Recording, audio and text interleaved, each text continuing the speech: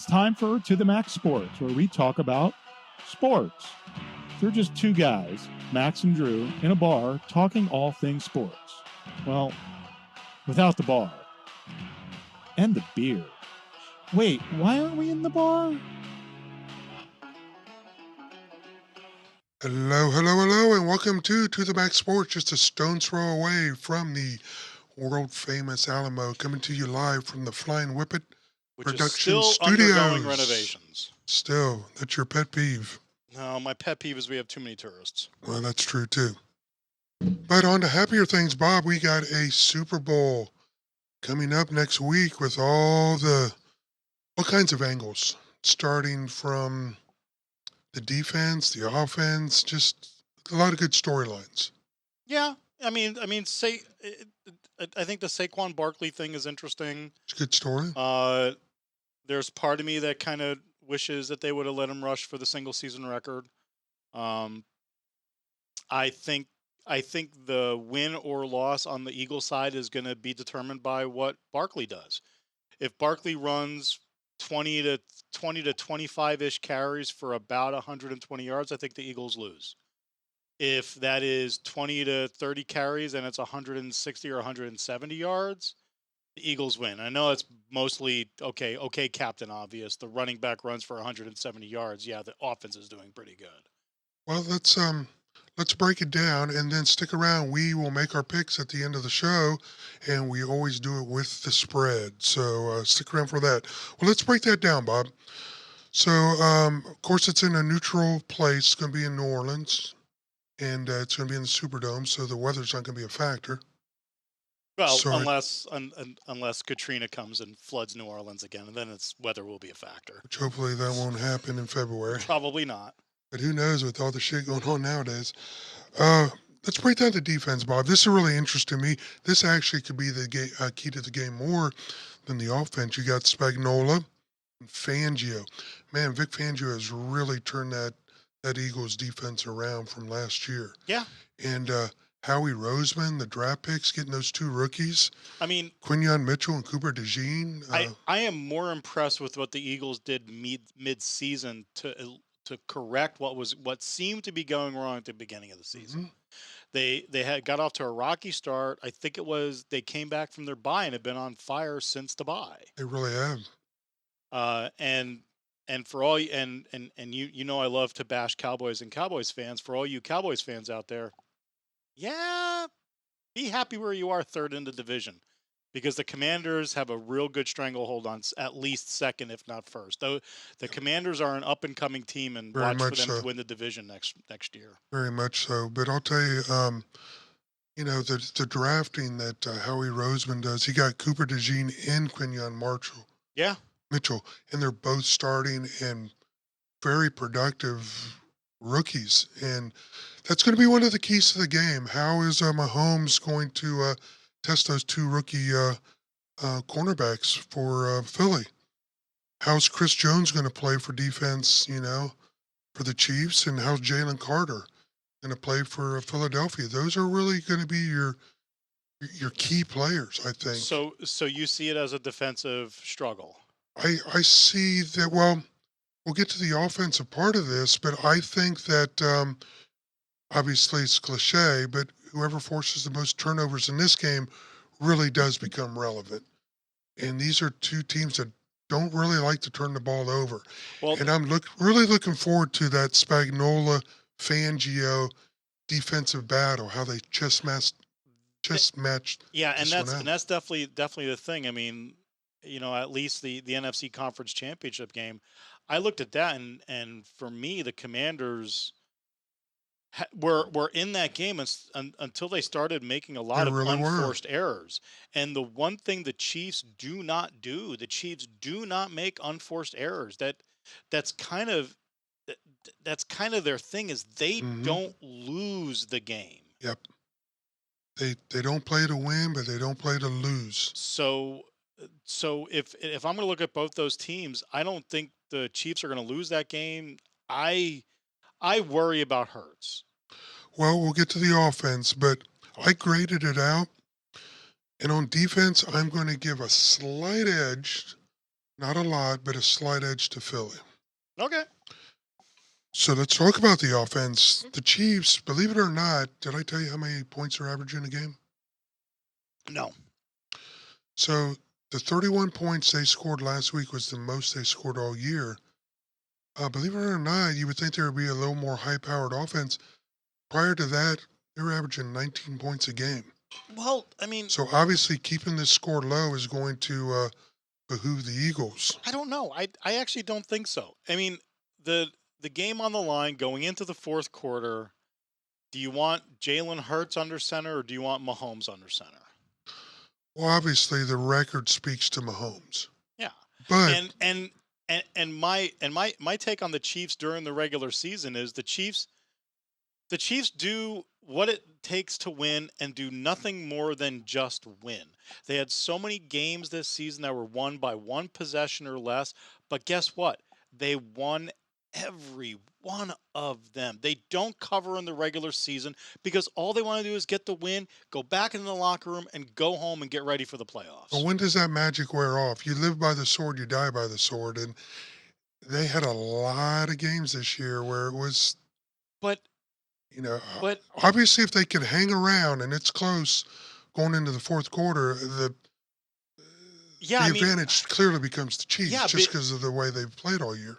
Because when it's close, Eagles sphincters are going to tighten up, and the Chiefs sphincters are going to go, okay, it's just another Sunday. Well, not so fast, my friend. There are three components to each team that I think are really going to win or lose this.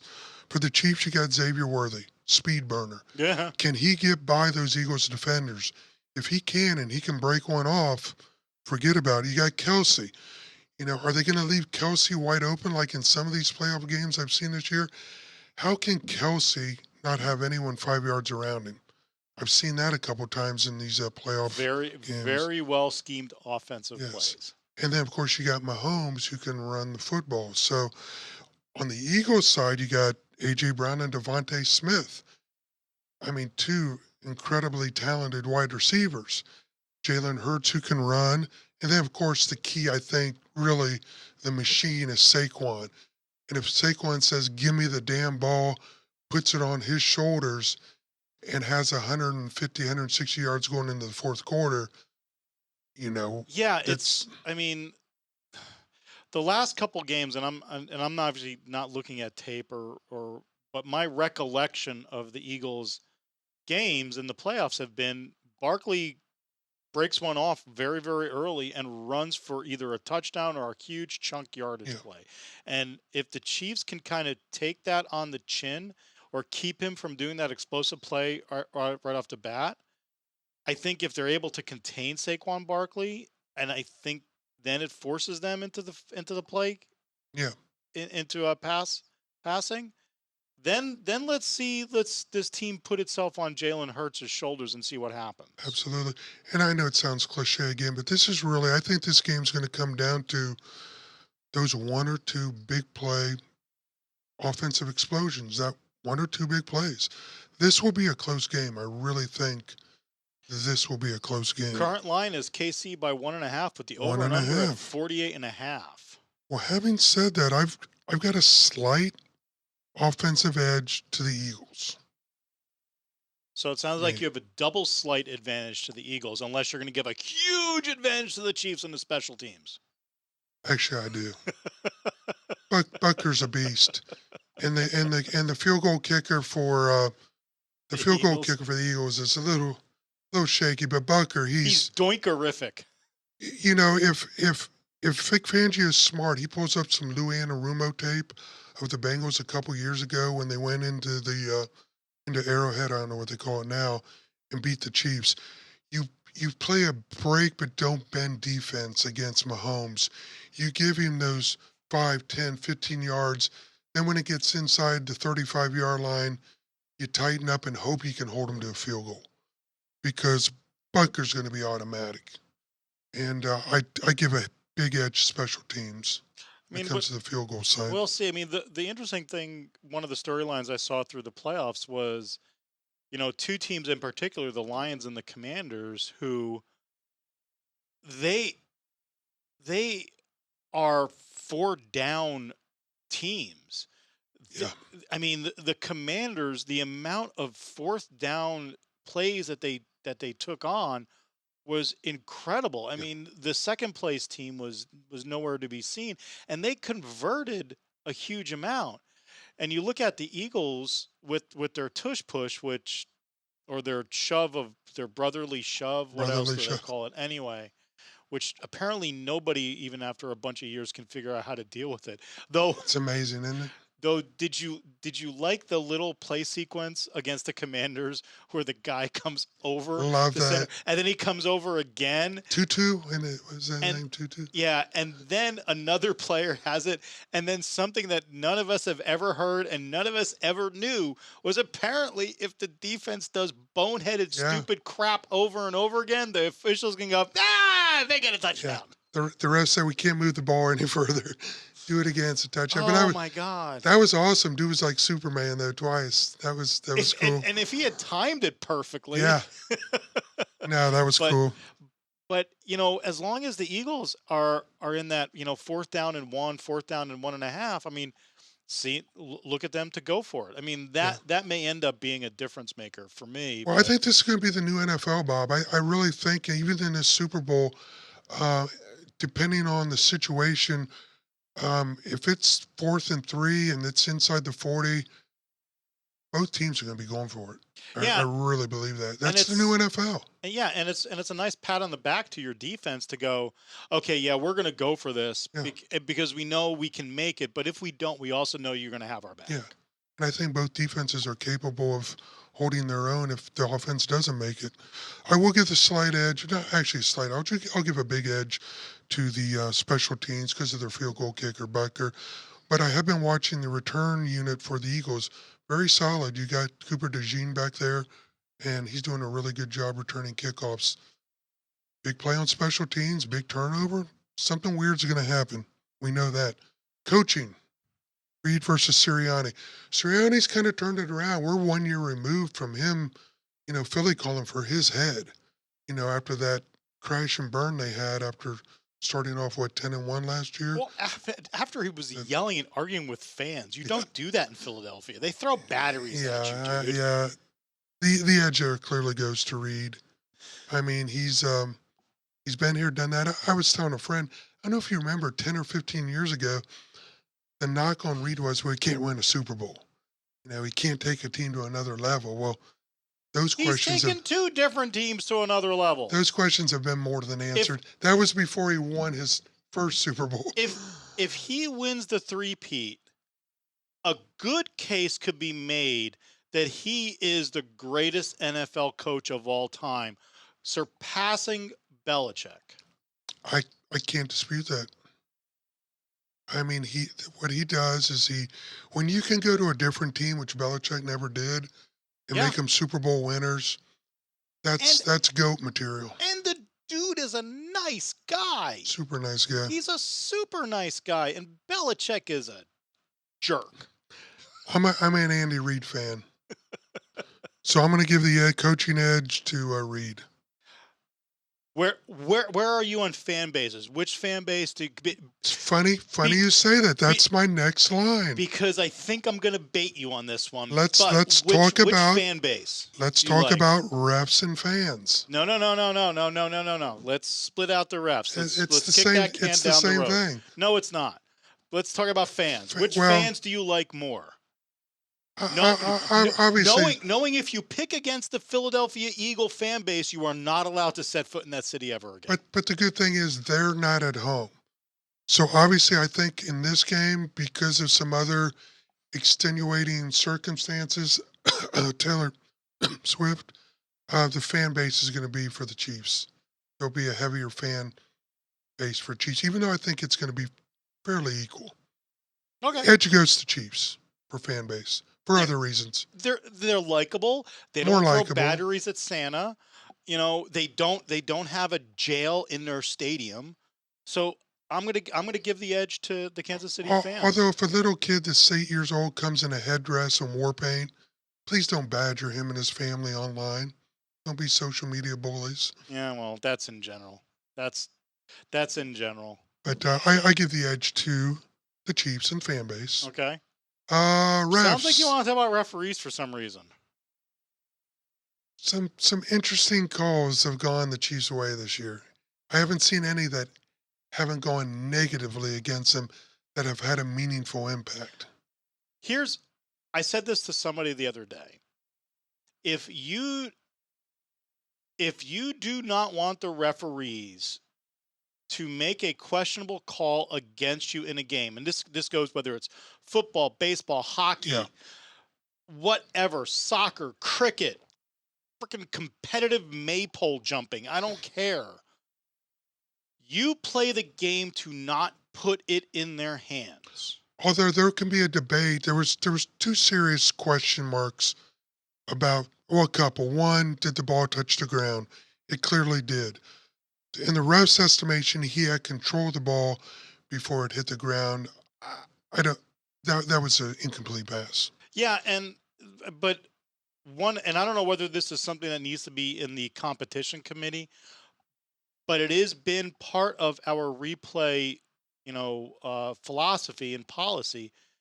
If it goes to replay, you must have incontrovertible evidence to overturn the play, which makes the play on the field. Because my biggest pet peeve is the NFL does not have a sky judge. You have been preaching this for years, and Bob, you're right. They have got to do something. You don't see McEnroe temper tantrums over calls anymore in tennis because you have that imaginary green line. Why can they not do that for first downs and put a chip in the tip of the football? For the love of God, Mahomes, who you apparently hate.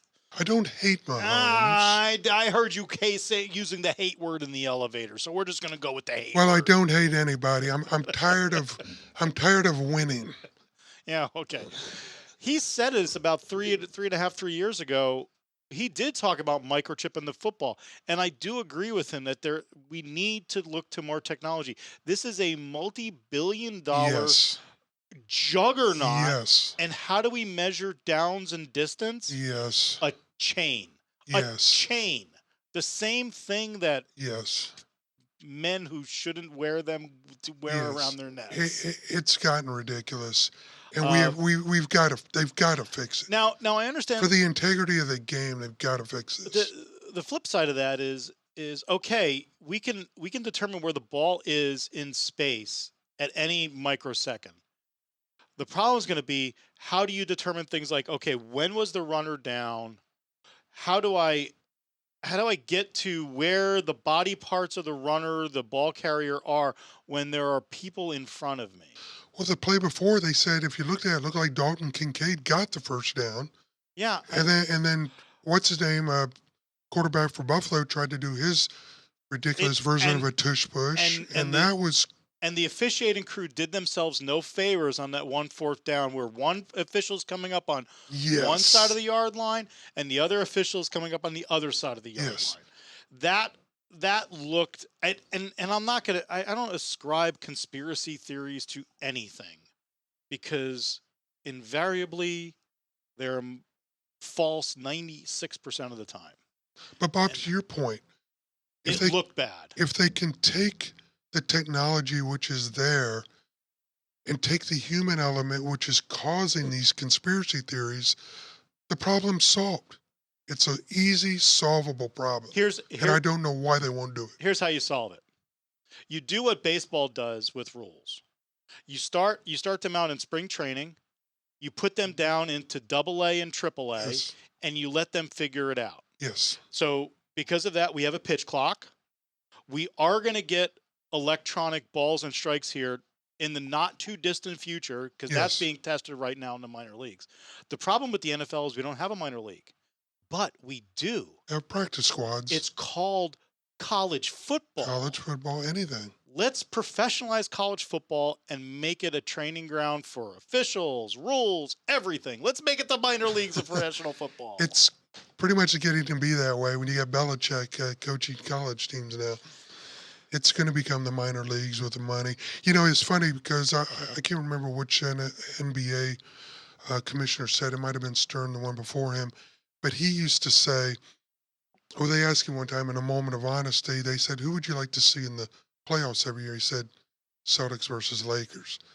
And I'm kind of, for the conspiratorial people out there, I'm kind of feeling that same way about the Chiefs. As long as you got the Swifty angle and the Chiefs, they may not come out and say it. There may not be a conspiracy, but trust me, the NFL is very happy that the Chiefs are in the Super Bowl and Taylor Swift, who's got more eyeballs than the NFL on her, will be there again this year. Yeah, but the NFL doesn't get everything they want. Because if I was in the NFL front office and I could look at the 16 NFC teams to play the Chiefs, the Eagles are not at the top of my list. You want to know who's at the top of my list? You can probably guess who's at the top of my list for the NFC. Well, probably San Fran. The Cowboys. I mean, yeah, of course. The Cowboys. If the NFL front office could figure out a way to put the Cowboys in the Super Bowl every year, they would love it. Problem with that, you got a guy named Jerry Jones getting in that way. Oh, and Stephen Jones. And the fact that, talk about one of the most uninspired coaching choices that I've seen in recent memory. I mean, that was a snoozer. You know, Jerry wants someone who's going to. We've been down this road. We won't even go down that rabbit hole. This is Jason Garrett 2.0. Yeah, I swear to God. Yeah, we won't go down the rabbit hole. Anyway, back to your conspiracy theory. Yes, they're setting it up because you're absolutely right. The NFL front office right now, before this run, the Chiefs weren't exactly kind of that power team that you wanted in the Super Bowl year in, year out. If I come back from current rosters, current coaches, current owners, and I just look at the franchise itself, Cowboys, Giants, Patriots, San Francisco. Those are kind of the teams that you would like to see that bring in casual eyeballs. Yes. Extra casual eyeballs. And as much as you apparently are not a Swiftie, thank God she has brought more eyeballs to the NFL, because more eyeballs is more money. More money means more stuff, and I like more stuff. And I do too, but to me, it's creating this whole. Listen, if you told me at the beginning of the year, Bob, $1,000 that there's a team that scores 19 points or under per game is in the Super Bowl this year, with today's NFL offenses, I would have said no way. For 31 teams in the NFL, I would have said no way. But we got what about the Chiefs? Well, we got a team called the Chiefs that are averaging 19 points a game that are in the Super Bowl. Though, if Travis Kelce is listening to this podcast, which he is not, you better put a damn ring on it this time. I want to win that prop bet. I think next year they'll probably have Taylor doing the Super Bowl. They're gonna beat this dead horse as long as they can. So, Bob, we've got the edge, I do, to the refs and the fan base, to the Chiefs. Having said that, are you ready for a prediction? Sure. Let's hear it, Bob. You first. Oh, me? Score. Give me your score. +1 against the spread. It's Chiefs -1.5. I come from the IT industry, and it used to be a thing that nobody got fired for choosing IBM. Nobody got fired for choosing Microsoft. I don't know how many times Mahomes has to burn bettors and gamblers. You don't. Just like Brady. I know. You didn't bet against Brady. You didn't bet against the Patriots. Don't bet against Mahomes and Reed, baby. I want more State Farm commercials. Got a score? Go for the Chiefs. Oh, I actually don't. I think we're all going to be disappointed, and this isn't going to end up being a blowout. Okay. I think it's Chiefs by at least 2 scores, two possessions. Chiefs by 2 scores. You heard that. That's a hot take. Well, Bob, I think if it is a blowout, it's going to be on the other side, but I don't think it's going to be a blowout. I've got the score 26-24. And your winner, and the team that avoids the Chiefs and disappoints the Swifties, Philadelphia Eagles, baby. 26-24. Okay. That's all. Okay. No argument. Nah, I mean it's your opinion. You're perfectly okay having it. That is true. So, folks, if you're watching on the comment section, Tell us what you think. Bob's got a blowout. I got a close game. And we're going to do a pizza on this, Bob? Sure. Can we talk about it in 2 weeks when I get back from sunny South Florida? Sure. All right. Well, y'all have a great weekend. Enjoy the Super Bowl. Until then, OH. Peace out. I hope.